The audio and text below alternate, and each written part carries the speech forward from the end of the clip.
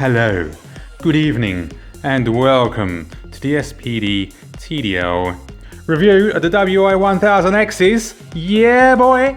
Recently had a comment from a very pleasant guy that said that when I show the box, it gives him a feeling of utter pleasure and that I should do it more often. So let's just do that for him now. Hands-free calling with HD voice, music playback time of 10 hours, voice assist function, Google or Siri, triple comfort earbuds, small triple comfort or medium hybrid silicons for me, dedicated headphone cable, plug adapter for in-flight use, micro USB cable, carrying pouch. Let's have a look at said carrying pouch for your $300. Let's just file the box to one side.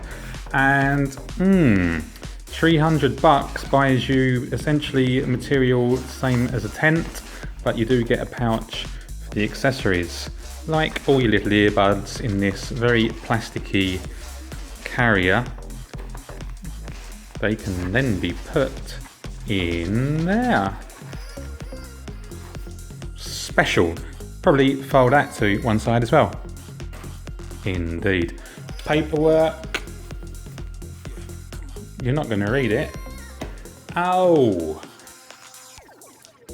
Said headphone cable. Micro USB. I'm not entirely sure what that is, micro USB. I think it was something that dates back from the 2000s. Clearly should have been USB-C. And then your classic in-flight. There you go. So if you're using this with the headset and you don't have the headset turned on at all, it will work forever because it's using no battery. If you have the headset to noise cancelling, 13 or 14 hours of use. But you're not here for that. You're here for these, the WI-1000X's. Beautiful box, lovely presentation. That is a win. So, what do you get? Oh boy, are these good? What's my short answer going to be? Are they good? They are the nuts. They are so good. Oh, God damn, they are good. Let me put it into some perspective. I've got headphones that are $1,000. They require amps. I have some that are plugged into an amp, that's plugged into a DAX, plugged into USB filters, and the end result, opened backed proper headphones, is perfection. These are not perfection, but at the same time you're not going to get your head kicked in wearing these on the train, where if you're carrying 3 amps, 2 DACs, power adapters and huge hi-fi man open back headphones, you're going to get mugged. So let's just talk travel headphones for now, and not your full-on thousands amp DACs. Travel Bluetooth headphones, these are top of the game.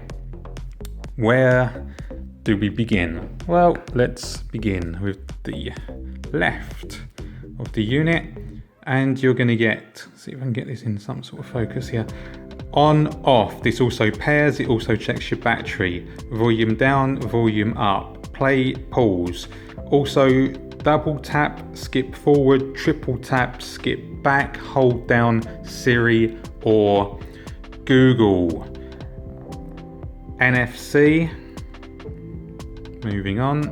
Here, noise cancelling, on, off or ambient. There's many more options in the app. There is no weight to it and you're not going to notice it. If you're trying to do some kind of sleeping pattern, laying down on an aircraft, it might jab you a little bit. I haven't noticed it at all. Weighty, do not fall out of the ears. Perfect seal once you select the correct tip for your ears. So I've been using the WFs for a long time, and I swapped directly to these in a city centre, and the WFs the noise cancelling on that made the noise of the city less. But I could still tell you, if you blindfolded me, that I was in a city. These, on the other hand, once you turn on the noise cancelling, you get this. You're in your own silent little world.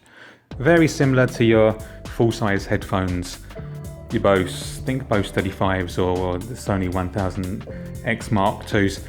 Probably not as good because you can't really physics and all, you know.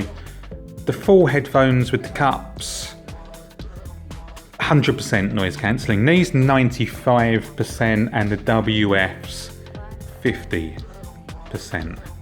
With your ones that come free with the phone, maybe 10%, because obviously once you put them in your ear, you are getting a little bit of isolation.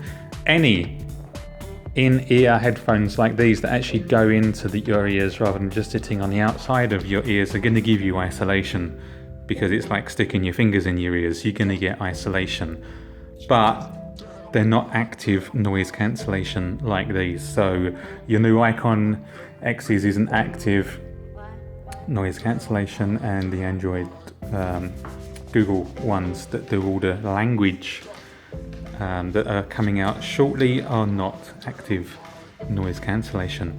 These sound better than the WFs, much better soundstage, but if you're an Android user and you're not on Oreo or Samsung S8, Note 8, the WFs don't support aptX, so you're stuck with SBC, I believe.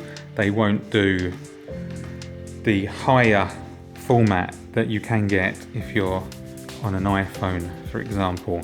These, however, have a lot more technology built in, so they do aptX, aptX HD, your AAC. The WFs do AAC, but some Android phones don't support it, into Oreo at least. And these do some kind of upscaling as well, so if you've got a low quality file, they'll try and upscale it up. There's, in the app, you can adjust for atmospheric pressures as well, which is always nice if you suffer sort of that cabin pressure in the ears, or it makes you a bit dizzy with active noise cancellation. So other than that, these also are very good for calls. They have a vibration feature here so that it vibrates on your neck, and it is very powerful actually. You will certainly know that a call is coming in, but it does play your ringtone as well. One thing you'll find on the WFs is that you only get the call through the left ear.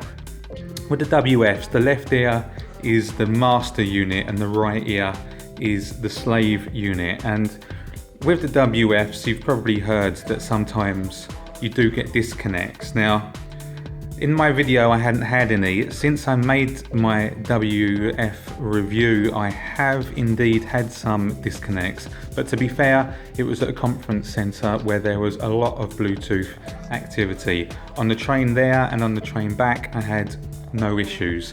But it is to be known. These, on the other hand, have an antenna looped around the unit, and I can get a lot more range with these and never had a disconnect.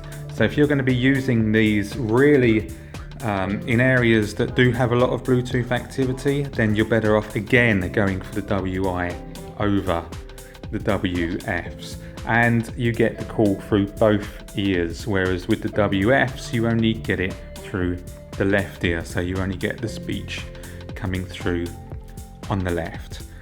Now, Samsung are about to drop their Icon X 2008 edition, which is going to be a competition to the WF. The Icons don't have noise cancelling, but they do have a better battery life. And due to the noise cancelling on the WF being very, very good, but not completely similar to full headphones, you might want to consider the Samsung Icon X 2018 as an alternative as well. But for me, the noise cancelling on this is so good that it warrants the extra 100 over the WF, And this neckband is so light that genuinely, I forget it. When I was wearing these in the city the other day, it was like I had the WFs in, albeit much better noise cancelling and a much better sound stage. But I couldn't notice the neckband, the wires. It was just as though they were wireless as well. So what's my SPDTDL top tip regarding the WIs and the WFs? If you want 100% wireless headphones, go for the WFs. For any other reason, go for these. It's as simple as that. And as usual, guys, this one been emotional.